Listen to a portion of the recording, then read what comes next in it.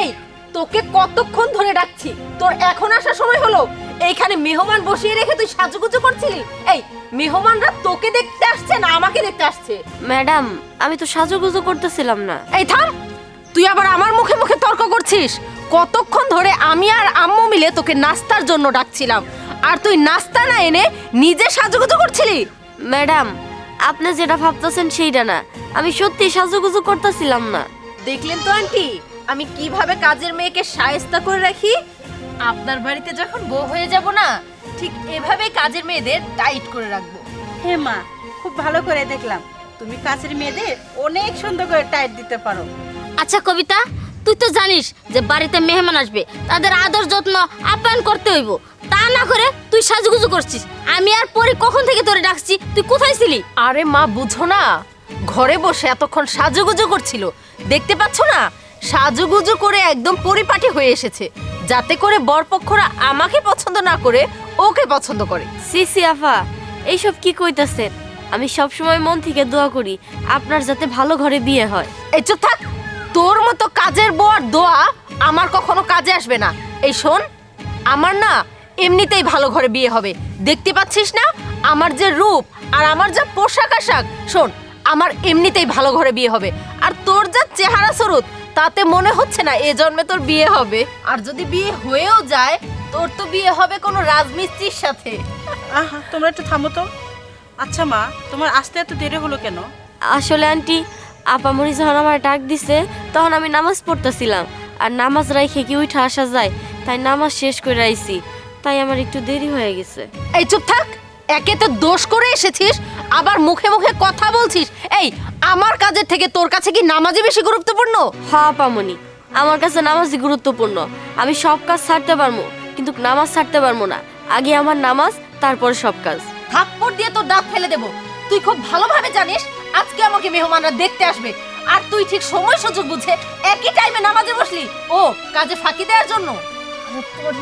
মেহমানরা আসছে, কি করছিস? চুপ থাকো মা, তোমরা এভাবে কাজের মেয়েদের সাপোর্ট দাও বলেই ওরা মুখে মুখে তর্ক করা শিখে গেছে। আচ্ছা, আপনি কি সবসময় পর্দা করে থাকেন? আহা, আপনি এখনো বুঝতে পারছেন না? এটা ওর এক্সট্রা ভাব। আসলে ও বলে কি জানেন, ওর রূপ নাকি ওর স্বামীকে ছাড়া কাউকে দেখাবে না। আচ্ছা আপনি বলেন তো, ওর মতো একটা কাজের মেয়েকে বিয়ে করবেটাকে শুনি? ও আচ্ছা, তার মানে আপনি এটা বোঝাতে চাচ্ছেন যে ও একটা ধর্মভীরু, পদ্মাশীল এবং আদর্শবান মেয়ে, তাই তো? মা, আমি তোমার এই পছন্দ করা মডার্ন মেয়েকে না, এই আদর্শবান মেয়েকে বিয়ে করতে চাই। হ্যাঁ বাবা, তুমি ঠিকই বলেছ। আমি চাই এই মেয়েটা আমার বাড়ির পুত্রবধূ হোক। মানে কি এসবের?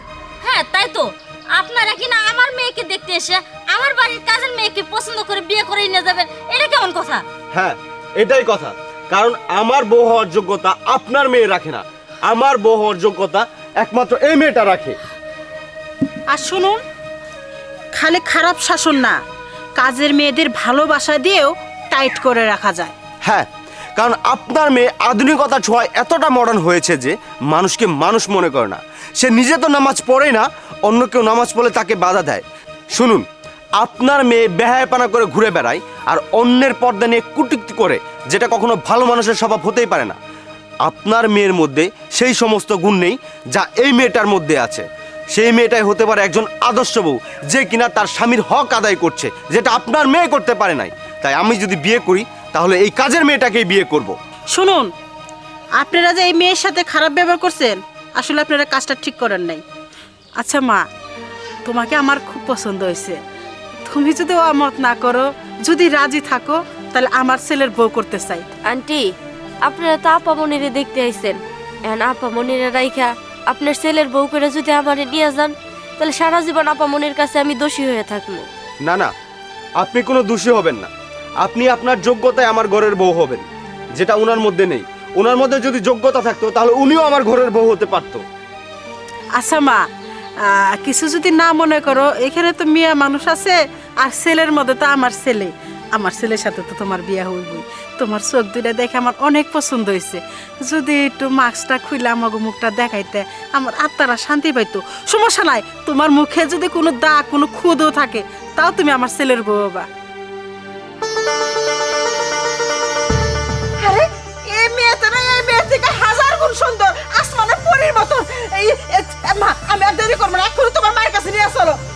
আন্টি, আপনাকে একটা কথা বলি, আপনি হয়তো আপনার মেয়েকে পড়াশোনা করিয়েছেন, শিক্ষিত করেছেন, কিন্তু সুশিক্ষায় শিক্ষিত করতে পারেননি। এখনো সময় আছে, আপনার মেয়েকে সুশিক্ষায় শিক্ষিত করুন। মা চলো। চলো, ফালতু ফসল করে লাভ নেই, চলো চলো চলো। খালা ভাবছিলাম কি যে আপুর বিয়ে হইব, তা তো হইল না, জায়গায় হ্যাঁ দেখছস, তোর জন্য আজকে এতগুলো কথা আমার শোনাইলো, আর তোর আচার আচরণের জন্য তোর বিয়েটা ভালো জায়গা হইলো না। এখনো সময় আছে, নিজের ব্যবহার আর ভালো কর, বুঝছস?